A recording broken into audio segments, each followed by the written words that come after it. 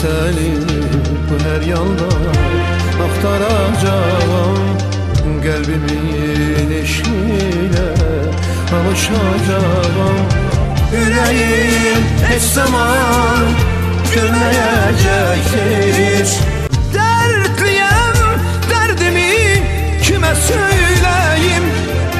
İçimde sızlayır bu yara benim.